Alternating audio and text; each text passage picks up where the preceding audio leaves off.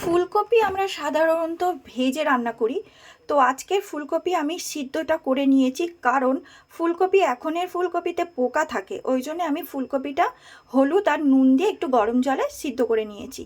আর এইদিকে কেটে রেখেছি ফুলকপিতে দেওয়ার আলু আর সিম।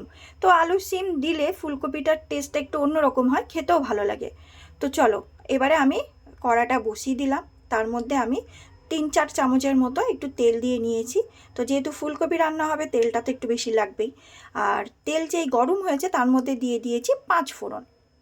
তো 5 ফোড়নটা একটু চটপট করা যখন শুরু হয়েছে, তখনই আমি এবারে দিয়ে দেবো কেটে রাখা আলু আর সিম।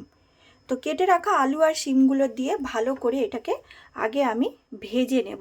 লাল লাল করে ভেজে নিয়ে তারপরে আমি এটা মশলা দেওয়া শুরু করব।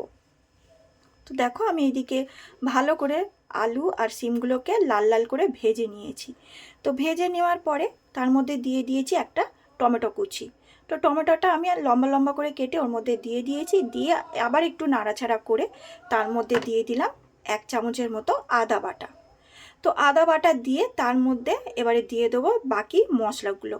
যেমন দিয়েছিলাম আমি এখানে 2 চামচের মতো হলুদ গুঁড়ো, তারপরে দিয়েছি 2 চামচের মতো লঙ্কা গুঁড়ো। তোমরা তোমাদের ঝাল যতটা খাবে ততটা পরিমাণে দেবে। আমাদের এখানে একটু বেশি ঝাল খায়, তো সেই জন্য আমি লঙ্কা গুঁড়োটা একটু বেশি দিয়েছি। তারপরে দিয়ে নিয়েছি 2 চামচের মতো জিরে গুঁড়ো। দিয়ে আমি এটাকে ভালো করে নাড়াচাড়া করে নিয়েছি। তো অনেকে গোলমরিচও তোমরা দিতে পারো, কারণ আমি গোলমরিচটা লাস্টের দিকে দিয়েছিলাম, প্রথমের দিকে গোলমরিচটা আমি দিইনি।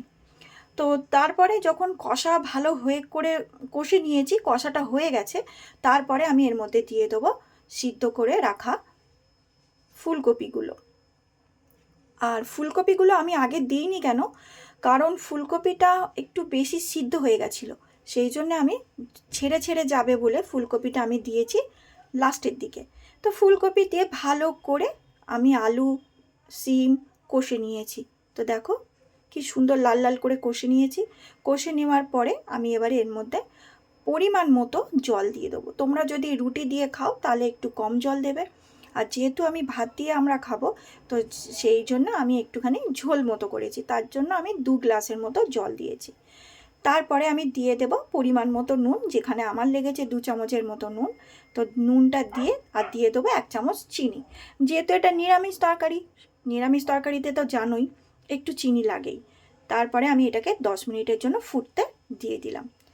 তো ফোটার পরে আমি ঢাকাটা খুলে দেখলাম মোটামুটি জলটা শুকিয়ে গেছে আর সব আলুগুলো সিদ্ধ হয়ে গেছে। এবারে দিয়ে দেবো 2টো কাঁচা লঙ্কা কেটে রেখেছিলাম, সেই কাঁচা লঙ্কাগুলো। আর দিয়ে দেবো অল্প একটু গরম মশলা। তো তোমরা যদি কাঁচা লঙ্কা না খেতে চাও স্কিপ করতে পারো। আর আমি কাঁচা লঙ্কাটা দিই কেন, তরকারির লাস্টে কাঁচা লঙ্কাটা দিলে তো একটা সেন্ট হয় খুব সুন্দর এবং খেতেও ভালো লাগে, তো সেই জন্য আমি কাঁচা লঙ্কাটা দিই। তো চলো, হয়ে গেছে, নামিয়ে নিলাম।